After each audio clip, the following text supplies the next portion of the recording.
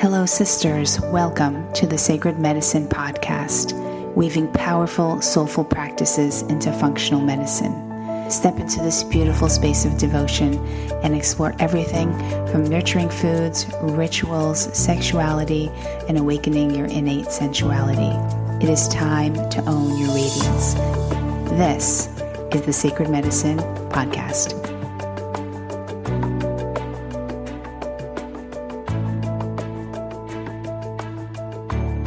Hello and welcome back to another episode of the Sacred Medicine Podcast. I am your host, Margaret Romero, and this week I have Susana Frioni. She is the host of Love, Sex, Desire podcast, as well as a sacred dance facilitator and erotic empowerment coach. I love the way that sounds. So we talk about lots of really cool things. One is what she's currently exploring in the erotic realm. And then we really start to talk about conscious relationships, particularly conscious men. And so you will hear her take on that and why she loves dance as her erotic turn on. So much more. I hope you enjoy. And here is Susana Frioni. Hello and welcome back to another episode of the Sacred Medicine Podcast. I am your host, Margaret Romero, and today I have a very special guest, a sensual sister, may I add. She is the host of Love, Sex, Desire podcast, a sacred dance facilitator and erotic empowerment coach. Susana Frioni, thank you so much for being here with us today. Thank you for having me. I have been, I found you when I listened to I think you were on a podcast with Liz D'Alto, and I just fell in love with just everything about you. And when I checked you out, I'm like, I need to start listening to her podcast. And I do. I'm definitely a listener, and I just love even your short ones that you come out with. They're just so filled with wisdom, and just the way you approach love, sex, and desire it really resonates with me. So I'd love to just kind of jump in and just kind of get a little bit deeper with you, if you don't mind. Let's go. So I know you're pretty open about what currently is going on in your life, and What currently are you exploring sexually now, or possibly erotically? Curious. Mm-hmm. Right now, I'm so interested in what I call the erotic realm. And for me, the erotic realm is sort of the interplay of love, sex, and desire. It's really having me explore at the moment, what ignites my arousal, what turns me on, what keeps that fire burning, particularly in long-term relationships. I'm not currently in a relationship right now, but I have noticed that, when we are in relationships, the longer we stay with someone, the safer we naturally feel, and the more of our stuff comes up. And one of the areas definitely impacts is our sex life together. So I can't really say always, that was a bit of a generalization, but I am right now super intrigued about this particular realm, also laid in with our fantasies, those peak sexual experiences, and really starting to unpack what are those elements and how can we cultivate them to not necessarily sustain an amazing sex life, because I do believe we need to honor the ebbs and the flows that come with it. Mm-hmm. But instead of feeling like our sex life is broken or that something's severely wrong, it's more of just a re-education. So that's kind of what I'm in the midst of right now.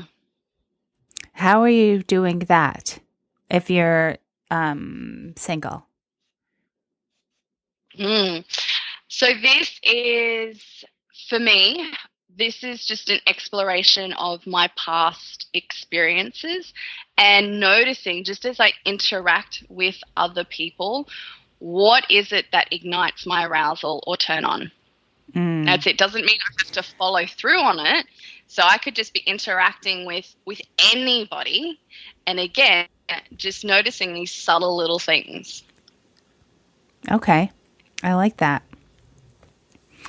And what have you been finding that are you noticing from past relationships, like different things that have turned you on? You're sort of thinking about what those were and sort of bringing them to currently, and you're practicing them, or even if on your own. Yeah, so right now I'm in what I call just the self-exploration phase. And I think, we never give ourselves enough time here. We're always so quick to jump into the action piece or to get busy creating something or manifesting something with it. But for me, this is just part of self-awareness and the self-exploration. There's an incredible book I've been reading called The Erotic Mind. And in that, I'm trying to think of his name right now.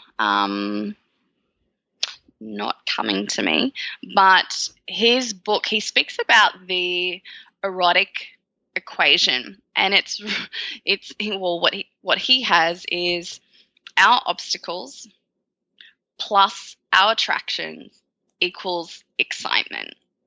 And so he breaks down, attractions can be romantic attractions or lustful attractions. And in fact, we need a balance of both and to embrace both. I know a lot of people have a great fear of that lust energy. I think the more we start to dive in the spiritual realms, I particularly notice that that's an energy like we're trying to detach from. It's too much. It's too overpowering. It's going to absolutely consume us. And in some cases, it may have been a really destructive energy as well if we didn't have maybe an awareness or a sense of our own boundaries or respect for another person.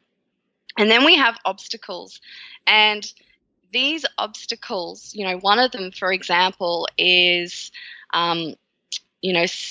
honoring that space and distance between one another. And so, when we usually get into partnerships, it's one of the first things that disappears because we want to merge with somebody. We want to be close. Yeah. Like we crave that intimacy. I mean, it's not just a physical intimacy, but we kind of really want to know their inner world. And it's a beautiful part of building and facilitating a relationship. But then there comes a time where too much of that starts to put out the fire, and something as simple as honoring the space or cultivating some space is so vital for a relationship. So again, just one little area. Another thing is just uncertainty as well. The ambiguity that comes with not knowing how someone feels can also fuel one's attraction. And so, again, when we kind of get in that committed relationship, things kind of feel pretty certain, and all certainty has gone out the window. So, again, just simple little elements I'm finding really valuable to notice, like which ones really add fuel to my own erotic life, and how can I consciously cultivate them in a way that's healthy, and not just in partnership, just in my own life. Because for me, this erotic energy is my aliveness. And I've definitely been on the other end where I haven't had that.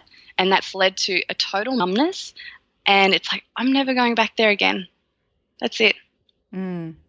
This part of myself is no longer, I hear a lot of women, particularly women that I work with, it's just been a non-essential. And yet for me, it's a non-negotiable.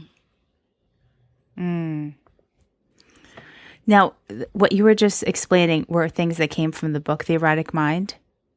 Yeah. So it's one of my favorites at the moment. I highly recommend it. It's a pretty deep read. I know it wasn't one of those ones that I picked up immediately and dived in. I think you have to be called to it, but it's very, very powerful, and it starts to help you embrace, I think, the paradox of this particular realm. It's not all neat and clean, and I don't think when it comes to sexuality that we should be stripping away some of either the darker realms or the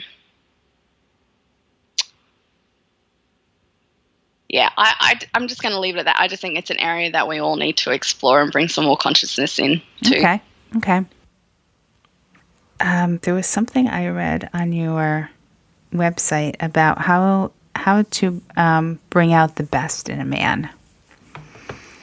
And I would love to just unpack that a little bit. And because I've heard this is sort of like a conversation that I have with girlfriends of mine. And I would just love to know your take on that. It was actually a question. It's a question I'm still living into. It's been a couple of years now.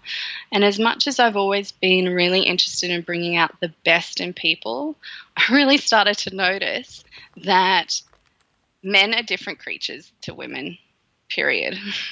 And I know in the spiritual plane we are all one, but down here in this physical realm, there's some significant differences that I really think we need to honor. Yeah. Bringing out the best in the man definitely requires learning about men and how they think. I turned to the work of Alison Armstrong. The Queen's Code was like pivotal in kickstarting that journey for me. Yeah. Have you read the book? Yes. Yes, yeah. And Elizabeth and I actually, in one of our episodes on her podcast, like we dived into that really deeply. But I really just think part of it really starts with understanding them. It's as simple as that. We're just different. And we just need to not just honor those differences, but really celebrate those differences. Because something I'm starting to learn is that when part of my core essence is feminine and his is masculine, again, that's a generalization, but I could be a woman and maybe have my masculine as my core essence. Again, it's something for you to explore. But in this case, for me, my core essence is my feminine. His is his masculine. When we come together as partners, the more we can hang out in those natural states, there's just a harmony that exists. Like it's this deeper intelligence that just knows. And we really get to rest in that space. And it brings out the best in both of us. And that just takes a lot of learning because we weren't taught these things growing up, and they definitely haven't been modeled to us as women. As we've stepped more into our own sense of empowerment, we've really changed the dynamics of modern relationships. And men really, they're almost like not skilled, particularly in the emotional realm, the way that we're wanting them to be. And so they need new skills as well to meet us and our desires. It's definitely not just about us learning all about them and molding ourselves to be a match with them. Like, not at all. I just think when you really understand men, you can at least communicate, which is the big one, in a way that they can really hear what it is that you're asking. Yeah.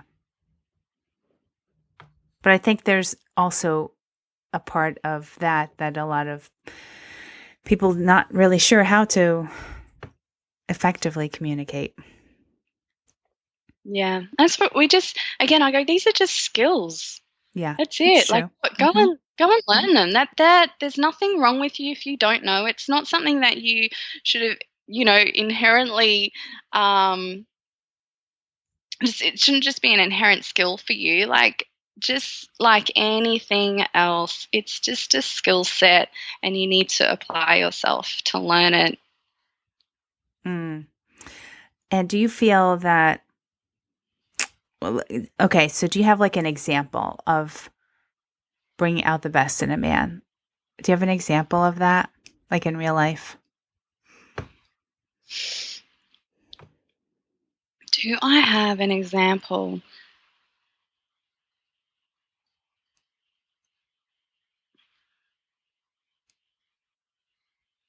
I have many examples. And again, I just keep coming back to it's really the way you express and communicate yourself with a man. Like that alone, so something I've noticed with women and, myself and probably, even with yourself, and Alison Armstrong will speak about this. It's like we carry that sword behind us and we're ready to attack anytime we feel like we're about to get hurt. We emasculate men severely, and it crushes them. I don't care what, how masculine a man might be. I also see this borderlines, in terms of just respecting one another as well. But yeah, it just comes back to the way that you communicate yourself effectively to a man. And in terms of an example, like the impact of bringing out the best in a man, I mean, his adoration, at least in my experience, just amplifies his ability to listen, his ability to meet your needs effectively and therefore create the relationship you want. Like all of that really flourishes. He's inspired, you're inspired, his work thrives, your work thrives. Like it's a ripple effect into every area of your life. And what do you say to women who are sort of on the path and who are familiar with like the works of Alison Armstrong or David Deida and meet someone that really isn't on the path, has never heard of David Deida and not necessarily on that path? So do you feel that I think that's, I don't know how to put this. I was just having a conversation the other night with a girlfriend of mine who's dating someone, and I said, well, maybe give him the Way of the Superior Man book. I don't, I said, though, if you want him to be that guy, I don't know, that just sounds like a very long road ahead and something that he may or may not even be interested in. But she wants that kind of guy. Like she wants the conscious man. And right now that is not him on a few levels. And I said, well, I don't know, maybe go to like a David Deida like weekend workshop with him and see if he's into it, or get him a book. Is that something that you would recommend? Do you see this a lot? Oh, I'm always very, very careful when it comes to shoving books in the man's face or suggesting workshops. When it's your idea, I think it's a bad idea. Definitely do not recommend that as an approach whatsoever. Okay. Purely, I just don't see it work. That's it. I've just seen too many cases where it doesn't work. It doesn't work. Okay. Just shuts the relationship down. So I go, as a woman, continue on your own path of growth and development. Like a conscious man isn't to say he's going to be interested in the things you think he should be interested in. Like these are really more about qualities. Is it about self-awareness? Right. Is he curious? Is he committed to having a thriving relationship? Is he willing to learn and discover things about himself? I mean, you've got to focus more on the qualities and cultivating them within the person than, sending them to this or to that or having them read this or that. Again, when you learn how to better communicate what it is you want and what that really looks like, it helps rise the man in a particular way. If crunch comes to crunch, then you've just got a decision to face. Like, is this going to be the container for us to fully grow, and are we moving in the same direction, or is this the end and it's time to actually just align myself with what I want? Right. Yes. Right. It was a very, she wants it to work in such an extreme way. And she wants me to be a certain way. And I said, well, I don't know. I mean, I'm not obviously in their whole business of their relationship to know every nitty gritty thing. But from everything that she's told me, a lot doesn't seem to be lining up. Yeah. And I think it's dangerous again when we're sort of projecting how we want the man to be. It's kind of like we start sort Right. of meddling in their behavior and how they Right. show up versus just focus on your own, like bring your awareness back to you and what is it that you would love to experience. Focus on you. What would you love to experience? And what do you think that actually looks like? And can your man be willing to assist or help create that? And if not, what are some alternatives? Like, again, we just put so much pressure on them to be a certain way. But again, a lot of it, what I keep seeing is just this projection, like just come back. What is it that you're ultimately wanting to create for yourself and experience? And can you expand your mind a little bit more so you can take the pressure off what it needs to be for you? Yeah. Yeah. Okay, great. Great. I like that. It just it has seemed like a long road for them, and I'm not sure what decision will be made, but we'll see how that goes, how that plays out. But I do understand, yeah, the book may not be, or the workshop, unless they're already sort of interested in that. I don't know. Do women don't bring their guys to David Data, or how does? I've never been to one of his workshops, so I've read his books. Have you ever been? No, not to David Dennett. I've read one of his books. But yeah, no, again, that hasn't been my path. Oh, okay. I was just Yeah. curious if when couples end up there, is it because the guy was sort of encouraged by the woman, or if he went as a single man because he's wanting to learn more. And so I'm just kind of curious about that. I'm sure there'd just be all different scenarios. That's true. Yeah, all different scenarios. Let's see. I had another question here. What do you currently love? Are you using any? Do you use sex toys a lot, or is that a practice for you? No, I don't. Okay. Are there any things in particular that you do on a somewhat regular basis of maybe self-pleasuring or rituals of any kind? Dance is my big thing.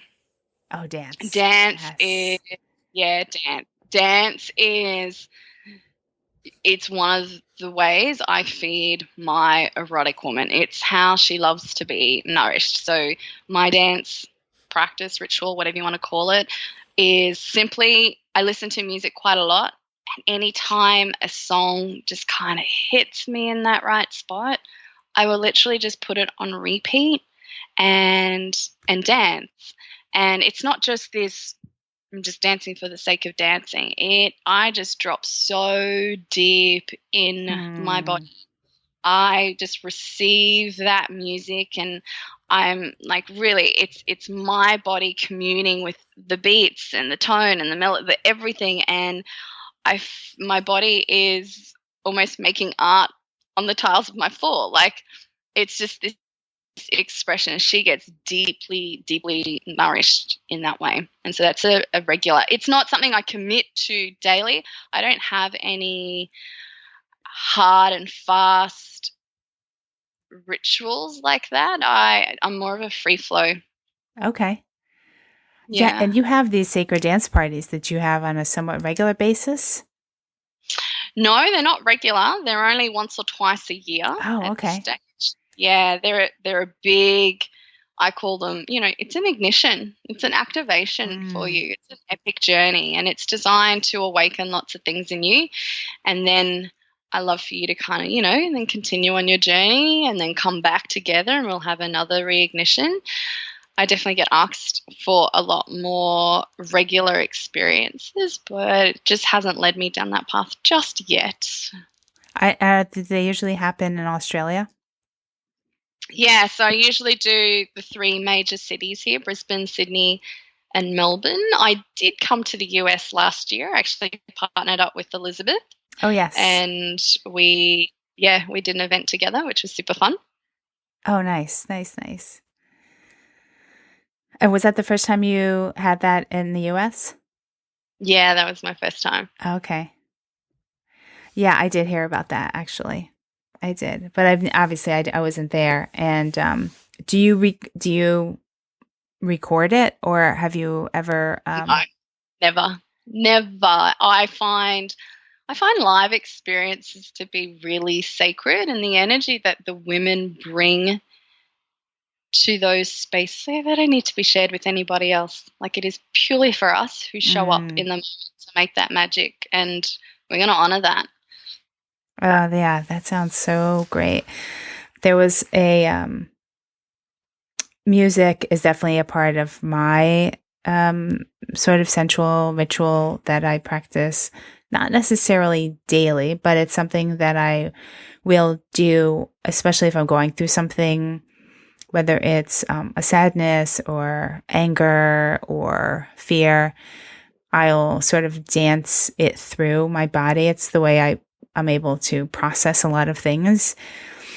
And I found I had a Pandora streaming during this last passionate time that I was with this last person that I was dating. And this one song came on. And I have to listen to this one particular station now until I find out what that song was. I don't know what it was called. I will know it if I hear it again. There was something, it was like,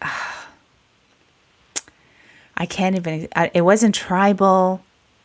It felt so like very dark, erotic, cave like. I can't even explain exactly how it made me feel, but it took me to a different place. It almost had like a trance like thing that came over me, which I've never experienced before. And have you ever experienced something like that? Is that what you experience actually when you dance? Yeah, so dance for me, ever since I was a little girl, I actually remember the very first moment. It was my fourth birthday party. It was Alice Cooper, of all things, Poison.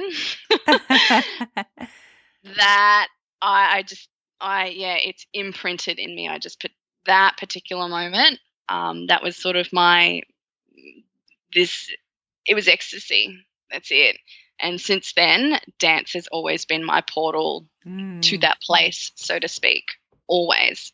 That is what I feel when I dance.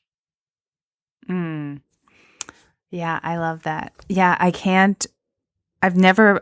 Well, since then, I haven't been able to reproduce what that was because now I'm fixated on. Oh, it was that song. I mean, what other? There's no other songs, No, but that's no, that's not right. That's not true. no. And you need Shazam. Do you have that app Shazam? Anytime you hear a great song, just Shazam it and make sure you keep a record of what it is. I know. We were in the middle of the throes of ecstasy, and I'm like, afterwards, I'm like, oh my god, that song, because we both were just, I don't know, we both, Do it yeah, totally, yeah, yeah, that's right. totally. You're with a man, so I don't know. It might be a little awkward to go. Excuse me, I just need to Wait, Shazam hold this. on, just hold on, hold this thought. Just hold that. Yeah, yeah. um, so as we're wrapping up, is there any last things that I didn't talk about on, this podcast is made for women who we talk about sensuality and empowering women to step in and fully embrace their erotic nature. Is there anything that you'd love to add that maybe we didn't talk about? Probably the last thing I'd want to say to your women is sometimes to learn new skills, like you really need to let go of other ones, or sometimes when you're stepping into a new realm, to really maximize the learning, like you have to stop all the other things. It's like, is it the Karate Teacher? I can't remember if it's a movie, but he's like, if you really want me to teach you something new, you need to forget everything you've ever known. And it's that beginner's mind. That is, yeah, because you're going to be stepping into new terrain, particularly when you start dealing with your sexuality and eroticism. There's a lot of stuff there for us women. You don't have to embark on it alone. I highly do not recommend that. These days, I feel like the coaches or the therapists or the resources, and even the podcasts now, like there's a lot out there. So know that there are other women embarking on this journey, and really take the time to understand your own erotic essence and what it means to feed her, to nourish her, and to embody her into your whole being.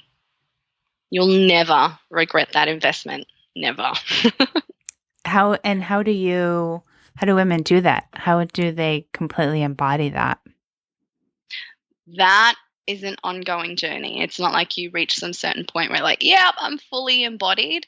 It just continues on and on. And I just say, look, trust your own desires. My path is not the path everybody's going to walk, or even your path. Like we have our own unraveling, our own unfolding. So trust whatever it is you're curious, and like just lean into that. Take whatever you need to learn, whatever works for you. Leave the rest. Follow the next curiosity. Just be curious, be open-minded. Trust yourself, be really courageous. It's definitely going to be an area where you're going to have to be courageous, and be really compassionate. Yeah, definitely. I think that there's a lot of shame when it comes to women embracing their erotic, from what I've seen. Absolutely. Look, I feel, in terms of experiences, I mean, yes, there's been the marriage, there's been the infidelity, there's been the falling in love with a woman, something I never thought was unimaginable. There's been obviously all the new books I've learned. Seriously, that world is rich. And it is. It's like this hidden world that you don't really know what's there until you kind of just lean in, and you don't have to devour it all at once. Some things may be really shocking or repulsive to you. I go, great, that's not for you right now. But again, just stay open, stay curious. This is ultimately for your own, essentially your well-being, your fulfillment, and your happiness. Yes.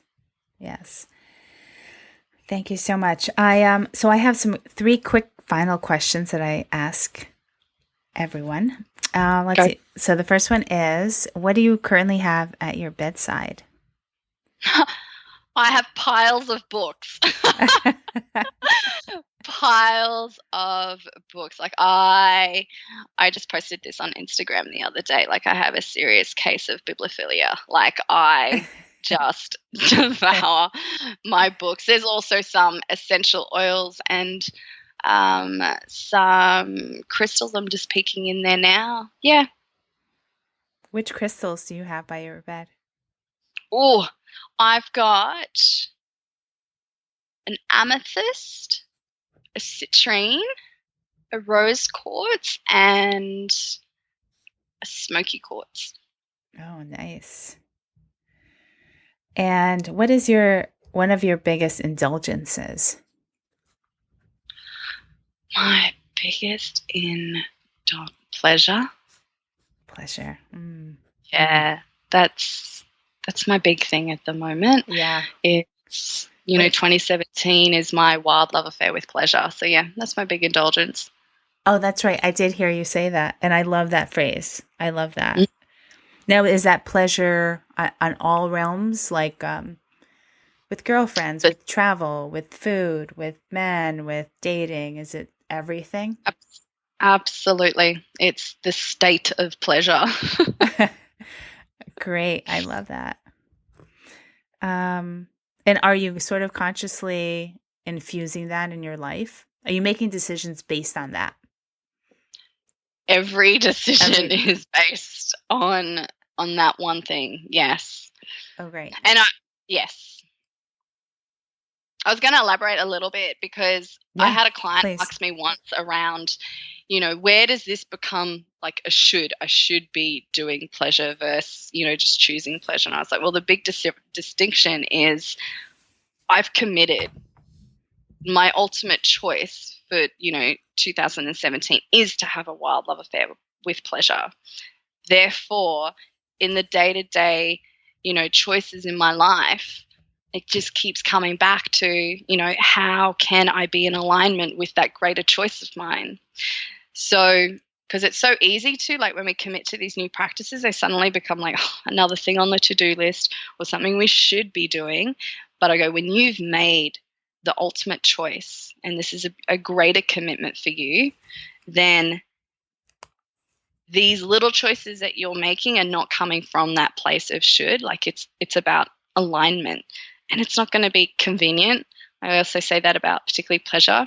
It's just not convenient, but yeah, it's worth it. Yeah, I totally agree. And there's definitely sometimes when opportunities come around and people will say, oh, you know what? That's like a really good opportunity. And I'm like, but it so doesn't even sound like fun. Like, I don't want to do it because it's not fun at all to me. And I've been basing my decisions on whether it's going to be fun or not. And I just don't want to do anything that's not fun. And people are like, well, it's a really good opportunity, or they're going to actually be training you to do all of these things. And I'm like, but I really don't want to. So I've been having just currently a recent struggle. Usually I will pick pleasure over most things, but I will tell you that there is, I feel like there's effort involved. I mean, you can easily live this life, and I quote Regina Thomasauer from the Mama Regina School of Womenly Arts, where she says that it's so easy to live like a bland, joyless life. It's really easy to just sort of fall into that, but it really takes courage and effort to live a pleasure-filled life. It definitely does. So true. And a lot of people really don't want to put in the effort or have the time or maybe resources fully to embrace that. But it could be little things even. Nothing. It could be yeah, tiny. like my pleasure is literally just going down to my favorite rock pools. And add it more pleasurable, calling one of my great girlfriends who lives like right across the road and seeing if she wants to join me. It's having sharing a meal with a friend. It's taking time with my daughter and just being ridiculously silly and laughing until we nearly pee our pants. Like it's not extravagant. It's seizing all the little moments. Today, after hot yoga, I was craving, there's this yogurt place with all the different toppings. And I thought, there was a voice that said, you really shouldn't, you just worked your ass off. You just burned like so many calories and now you're going to eat that?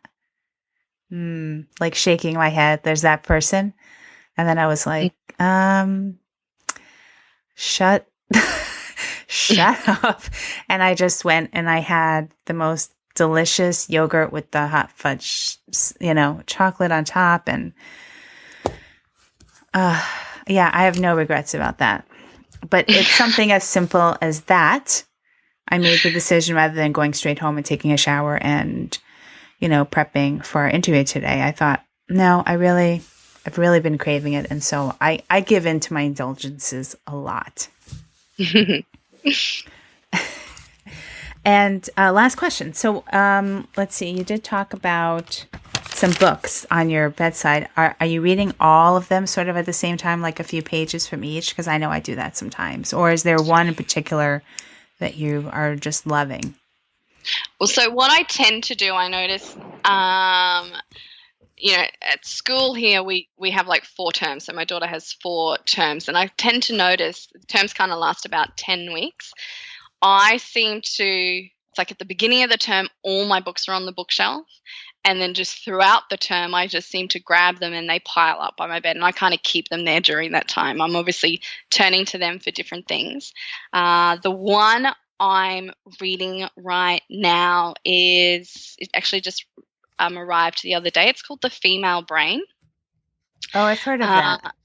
Yeah, so I've heard of that. I'm reading that one, and I'm about to interview a guest this week, and she sent me her book, so I'm reading that, and that one's called Urban Tantra by Barbara Carrellas. So they're sort of the 2 I have at the moment, and then another one of my favorite ones is The New Rules of Marriage by Terry Real. It is my number 1 book when it comes to partnerships that I just think it should be the Bible for every couple. That's another one. The New Rules of Marriage? The New Rules of Marriage by Terry Real. Phenomenal. Oh, I have to check that out. All right. Well, thank you so much. I love this conversation. And thank you for answering my question about what's recently come up for me. But I feel like it's been, it's something that maybe a lot of women we tend to dampen our sensuality and erotic nature just because we don't want to like turn the guy on too much or anything. And so thank you for yes, and yeah, thanks for asking that question, because you're right, so many women would definitely feel that way. But again, I just go, time to rewrite that one. That's ridiculous. Yes. And thank you for the reminder. Absolutely. Yeah. Thank you, beautiful. Thank you so much, and we'll talk soon. Well, I hope you loved this interview with Susana. For more information on her and for all the show notes, head on over to margaretromero.com/episode 33. And if you have been loving these episodes, come on over to iTunes, subscribe, and leave a review. I would so love that. Thank you so much, and I will speak to you all next week. Love to you all.